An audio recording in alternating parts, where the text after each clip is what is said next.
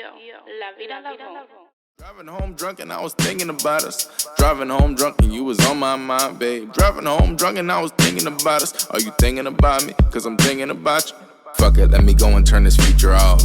Don't be drinking brown when you're too in love. Don't be drinking crown when you're too in love. Too much to deal with, where's the drugs? And he got me angry, I need a hug. But I'm drunk, yeah I'm drunk, let me feel the buzz. Swerving lane to lane in my partner's truck. I'm forgetting that. Alright, this your boy Bugs Lavoelife Sermons. I'm out here with that man. Go ahead, introduce yourself and let people know what you do. What's happening, people? It's your boy Prez P, Miami Zone. You already know what's good, man. So, how long you been doing music, bro?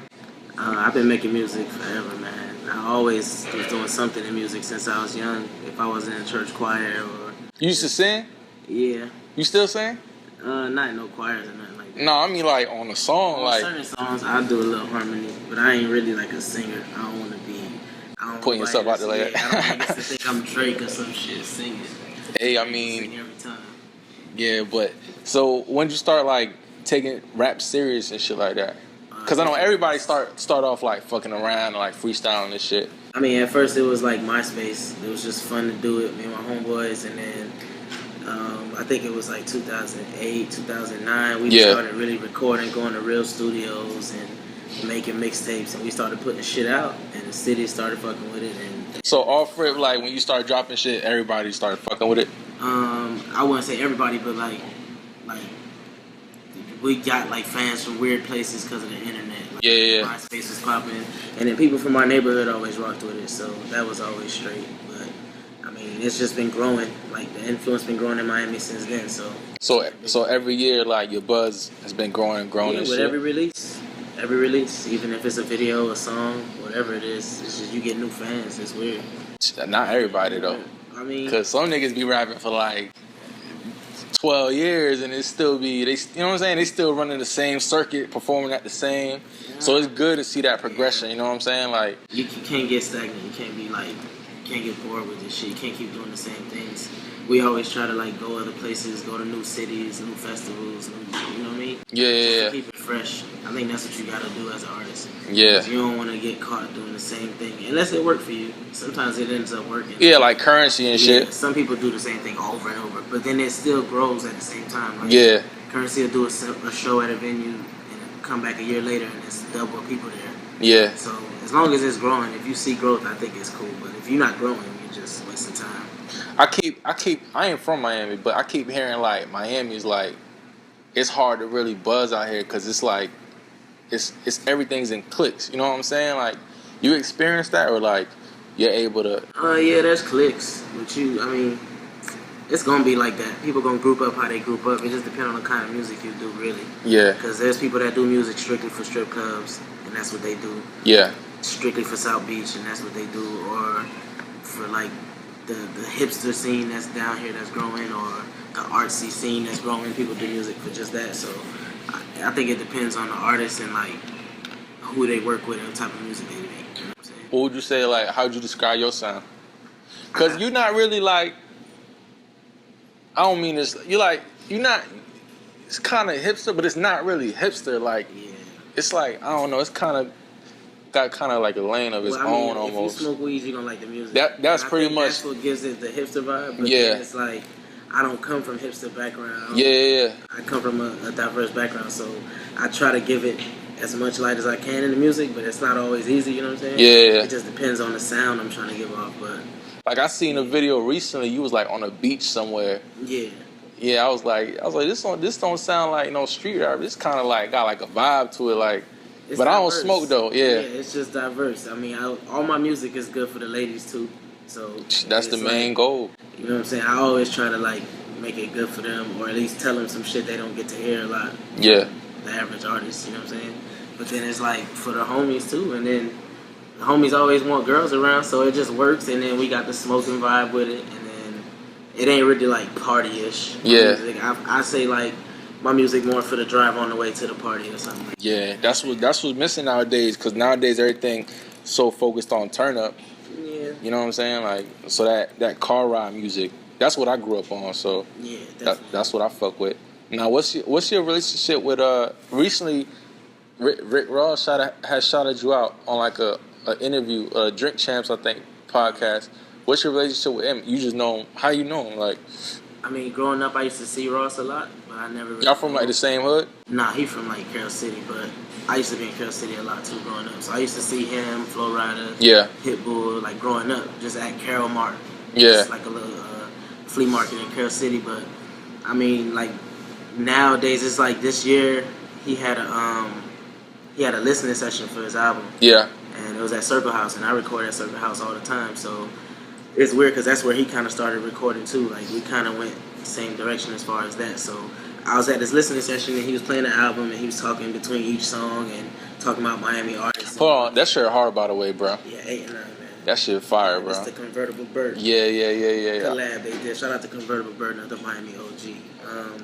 My bad, cut you off. But nah, I mean Ross, you just cool. Like he was telling us a lot of dope shit, like between each song that he just was chopping like, game and shit. Yeah, and like it was an intimate setting. It wasn't a lot of people. It was just like a couple Small press, crowd and shit. a couple artists and MMG people. So I remember he said, if ever he's in a city and a Miami artist is there at the same time, pull up on him. He gonna show love no matter what. And we was in New York. I was doing Sway in the morning, and I had a show in Brooklyn at the same time. So we found out Ross had a show, so we went to like a club afterwards, whatever, where he had a little party, and he brought us to the VIP section when he seen us. So we was just vibing with him, chopping it up with him. And Sam Sneak is from the same hood as me. He from North Miami. Yeah, that's Ross DJ. So Sneak always been like that bridge to. Yo, Sneak been grinding for a long time too. He's now breaking into like mainstream and shit. Yeah, because he finally got like that A&R position now. Yeah, just a DJ. Yeah. You know what I'm saying? And Sneak been grinding like Sneak, the type of person that we used to throw house parties, and we was like 12 years old, and we couldn't go to clubs, so house parties were what we could go to. You know what I'm saying? And Sneak was those DJs like him, Jam Squad, Lucky C, all of them. So we grew up with them, and he's been that bridge this whole time too. You know what I'm saying? To like that's dope. You know, to things that we normally couldn't deal with. Like if somebody have a video shoot, Sneak would call you up and come to the shoot. So he was like that plug too, and I guess he played Ross my music, and we got music together too coming out in the future, me and Sneak. So it's just like now it's the time is perfect. Man, I think that's important because I feel like I don't know if I might be the only person that feel like this, but I feel like Florida to the rest of the country, like I don't know, bro. They don't really. I feel like they don't really understand like our vibe, our culture. You know what I'm saying? They just think they just know South Beach, and they might know some of the hoods, but they don't really understand like the music. You know what I'm saying? It's like I think it's like that in every city. Like any city that got like a major city vibe to it. Yeah. There's always like the back roads that got culture that you never really could know about. And shit end up there, or somebody bring it out for you. So it's like. Miami got so much culture wrapped up into it. Not Miami, even just Florida. Like Florida, but you know, Miami is like its own state sometimes. Compared to the rest of the state, but like Florida in general, yeah, you're right. Like up and down Florida, you'll always be able to find somebody talented. You just gotta look. Yeah. And it's dope now because niggas is more together than we ever been, and that's what you need. You need unity as far as like artists go. Exactly. Producers go and DJs go. But like genuine unity though, not like flaw. You know what I'm saying? A little funny shit. And see, like Ross and Sneak, that's like genuine because Sneak literally grew up down the street, but on like the west side of my same block. So it's just timing. You know what I'm saying? Ever since that little cosign, it's been people that like shitted on you before, and all of a sudden trying to come around like. Oh yeah, you know you about to blow. You know I always believed in you, my boy. Woo, woo, woo. I feel like that shit be happening every time something cool happens. Like when I got on Sway, it was like numbers calling me that I didn't recognize, like over and over. Like your old exes from middle school, like in your DM, like oh I see you popping, but you wasn't answering texts back 6 months ago. You know what I'm saying? Yeah, bitch never went to a show yet. Now she like, oh yeah, I always believed in you. You know that come with it. I deal with it accordingly. You know, I try. Now, what you got coming up in the future? Oh man, this September. So this month, me and my boy Big Nix. He used to go by J Nix. I think I heard of him. Yeah, he in the other room right now too. We got this project called 2-Player Mode that we've been working on since I think. Yeah, I seen you promote that shit. It's something like a controller. Yeah. It's like it's a game, but it's not a game, and it's 2-player mode because me and Nix coming together on songs is just always players fun. So we made like a whole project, and at the same time we've also been working on 2 separate projects that are more like albums. Yeah. And, We just been working, grinding. I got another artist I've been working with called Prez P. We've been working with him heavy. He got a project coming out real soon. And this last little fourth quarter, we're gonna drop a couple big projects. Yeah. That's good, man. You gotta keep that shit up. You know what I'm saying? Because consistency is what's gonna take you to the next level. Definitely. Like consistent and quality type shit. Yeah, definitely. That's the shit. And that's what I've been working on too. Like for like almost 2 years now, I've been working on the album. I think I'll probably drop it at the end of this year too. It's called Presidential, and it's like all original. It's just You gonna sell it? Or you gonna give it for the free? I might just like, I might have to sell it. Cause I'm gonna give out 2-player mode for free. Yeah. I might still give it out free too. It just depends on. You could do both. Yeah. You could like sell it and like give it for free for people like come to a show or But some I'm planning shit. like some shit with it too though. So it's not just gonna be the music. If I do sell it, you know what I'm saying? Yeah. It's gonna be like some other shit involved too. So. That's dope. Now before we wrap up, what's one thing like whether it's advice or like a gem or something you want to plug in to tell the people of Florida or Miami or Florida period, like something you want to share with them, like a little insight or whatever. The best thing I could tell them, I mean, since I said Florida's so diverse, I guess I could say it's just we got strength in numbers. You know what I'm saying? Yeah. The more we stick together and work with each other and help each other out here and there and support each other, the bigger we gonna ever be. Like I feel like Florida got the potential to be like one of the biggest waves in hip hop. You know what I'm saying? I feel like that too, bruh. Because hip hop always been incorporated with Florida.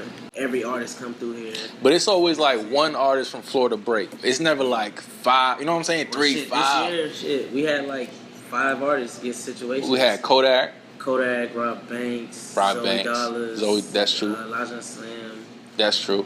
Denzel Curry doing big ass shit. Yeah, right now. yeah. Damn, I didn't think about that. Yeah, they did. And all these people is people that I've been around for years too. I've been watching them grow. Like it's dope to see like the growth of Florida. Bro. Yeah. Like, it's never been like this. I don't think like the way it is now. I think people don't understand that. It's really enough money out here for everybody, bro. Like, money is no limit to money. You know what I'm saying? Money get printed every year, so we all could eat. You know what I'm saying? There's no need for that crab in the barrel mentality. Like, all that shit do is hold you back yourself. You know what I'm saying? And I'm trying to be a billionaire, so it's definitely money for everybody. For sure. Yeah. All right, man. This your boy Bugs Lavoelife Sermons. Appreciate y'all for rocking with us, and we out this bitch. Driving home drunk and you was on my mind, babe.